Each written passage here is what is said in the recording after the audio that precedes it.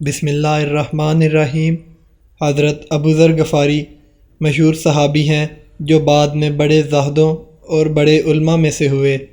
حضرت علی علیہ السلام کا ارشاد ہے کہ ابوذر ایسے علم کو حاصل کیے ہوئے ہیں کہ جس سے لوگ عاجز ہیں، مگر انہوں نے اس کو محفوظ کر رکھا ہے۔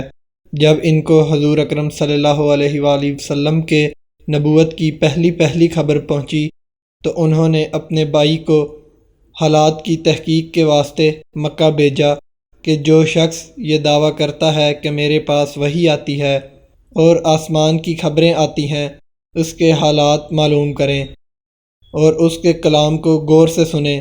وہ مکہ مکرمہ آئے اور حالات معلوم کرنے کے بعد اپنے بھائی سے جا کر کہا کہ میں نے ان کو اچھی عادتوں اور عمدہ اخلاق کا حکم کرتے دیکھا اور ایک ایسا کلام سنا جو نہ شعر ہے نہ کہنوں کا کلام ہے۔ ابوذر کی اس مجمل بات سے تشفیع نہ ہوئی تو خود سامان سفر باندھا اور مکہ پہنچے اور سیدھے مسجد حرام میں گئے۔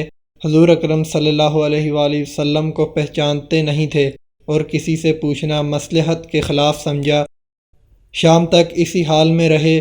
شام کو جب حضرت علی علیہ السلام نے دیکھا کہ ایک پردیسی مسافر ہے، مسافروں کی، غریبوں کی، پردیسیوں کی خبر گیری، ان کی ضرورتوں کا پورا کرنا ان حضرات کی گھٹی میں پڑا ہوا تھا، اس لیے ان کو اپنے گھر لے آئے، میزبانی فرمائی، لیکن اس کے پوچھنے کی کچھ ضرورت نہ سمجھی کہ کون ہو، کیوں آئے۔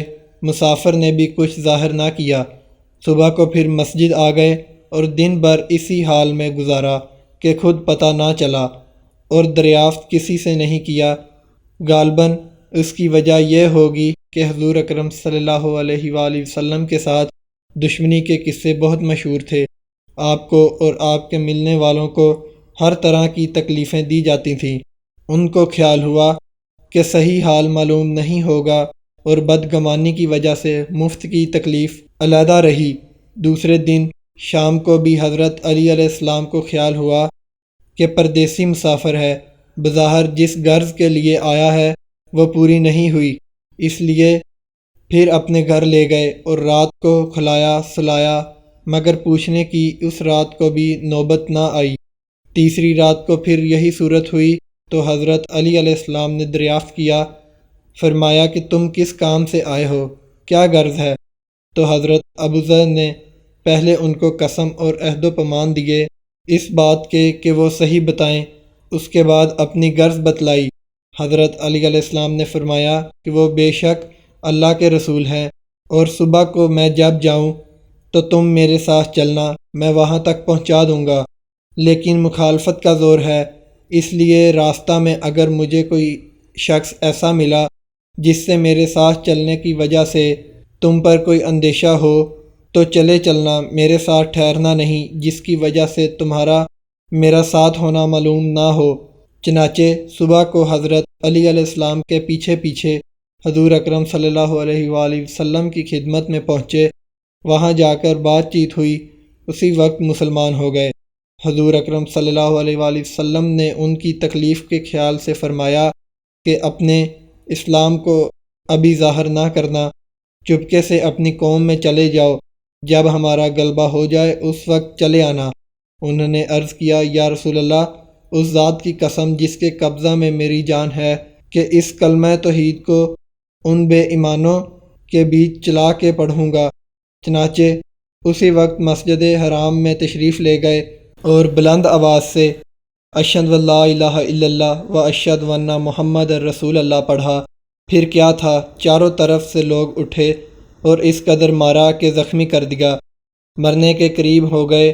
حضور اکرم صلی اللہ علیہ وآلہ وسلم کے چچا حضرت عباس، جو اس وقت مسلمان بھی نہیں ہوئے تھے، ان کے اوپر بچانے کے لیے لیٹ گئے اور لوگوں سے کہا کہ کیا ظلم کرتے ہو، یہ شخص قبیلہ غفار کا ہے اور یہ قبیلہ ملک شام کے راستہ میں پڑتا ہے، تمہاری تجارتوں وغیرہ سب ملک شام کے ساتھ ہے، اگر یہ مر گیا تو شام کا آنا جانا بند ہو جائے گا۔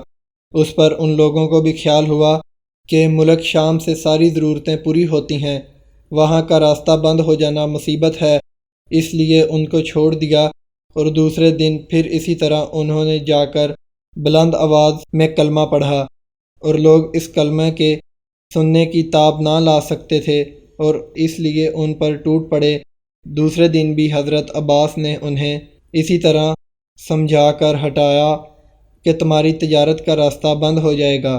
حضور اکرم صلی اللہ علیہ وآلہ وسلم کے اس ارشاد کے باوجود کہ اپنے اسلام کو چھپاؤ، ان کا یہ فعل حق کے اظہار کا ولولہ اور غلبہ تھا کہ جب یہ دین حق ہے تو کسی کے باپ کا کیا جاتا ہے جس سے ڈر کر چھپایا جائے، اور حضور اکرم صلی اللہ علیہ وسلم کا منع فرمانا شفقت کی وجہ سے تھا کہ ممکن ہے تکالیف کا تحمل نہ ہو، ورنہ حضور اکرم صلی اللہ علیہ وسلم کے حکم کے خلاف صحابہ کی یہ مجال ہی نہ تھی، کیونکہ حضور اکرم خود ہی اسلام پھیلانے میں ہر قسم کی تکلیفیں برداشت فرما رہے تھے۔